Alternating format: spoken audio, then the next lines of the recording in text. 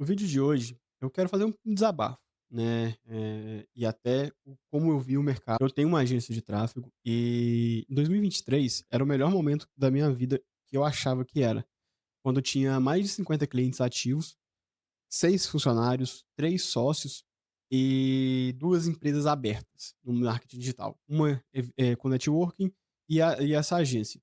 E cara, não sei se com você ou se você que está me ouvindo aí tem esse problema, mas todo início de mês eu estava com medo de fechar no vermelho e eu tinha que ficar naquela sensação de sempre estar precisando fechar um contrato novo para que eu pudesse pagar as contas e sair com um que a gente dizia de lucro, mas nem era lucro, era só um fluxo de caixa que não estava acabando.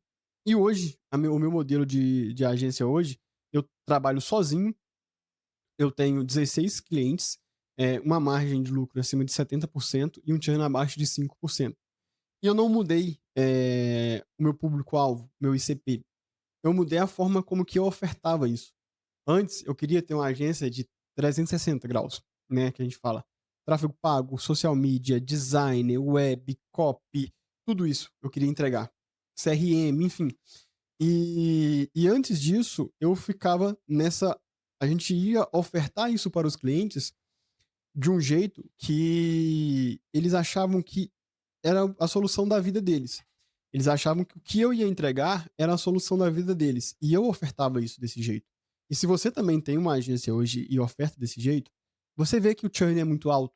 Porque o cliente, ele gera assim, uma expectativa, a gente tenta ganhar no preço, ganhar no Google e na entrega, para que ele possa ter mais confiança e comprar, e aí no primeiro mês ele sai. E aí, o que que acontece?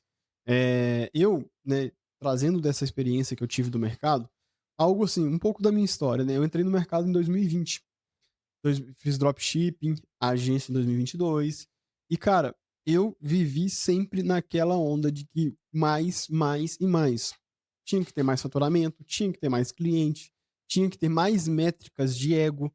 Quanto mais seguidores eu tivesse, melhor era. Quanto mais pessoas eu estivesse conversando, quanto mais a minha agenda estivesse lotada, melhor era. Quanto mais ciclos sociais, pessoas que eu conhecesse, melhor era. Porque isso foi vendido e ainda é vendido no marketing digital até hoje. Só que de 2023, quando eu realmente surtei, eu tava, a gente fala, né, na panela de pressão, e a panela de pressão ela estourou, eu realmente desfiz de tudo. Larguei mão da minha sociedade, larguei mão dos clientes e recomecei. E recomecei do zero, cara, de fato. E do zero menos ainda, né? Porque tinha que empresa para fechar, tinha sociedade para encerrar, tinha contas a pagar, enfim. Precisei voltar, eu estava morando em BH, eu precisei vir para Sete Lagoas, sair primeiro do aluguel, porque eu não podia assumir mais contas, porque eu não tinha como pagar. Eu até pensei em virar CLT nesse momento, só que eu falei, não, não é algo assim. Sabe quando Deus toca no coração e fala, velho, você tem os seus talentos e você não pode desperdiçá-los? E isso foi uma coisa que voltou também, né? Até eu me reconectei muito mais com Deus.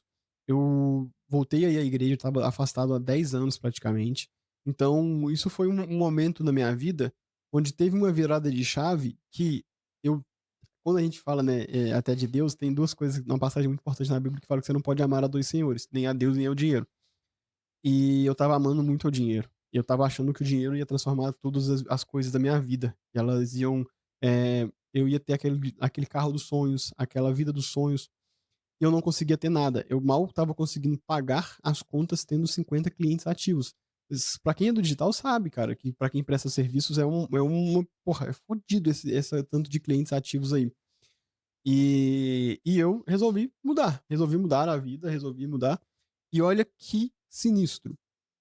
Quando eu parei de olhar só pelo dinheiro e comecei a olhar para a vida e olhar para Deus, as coisas começaram a dar certo.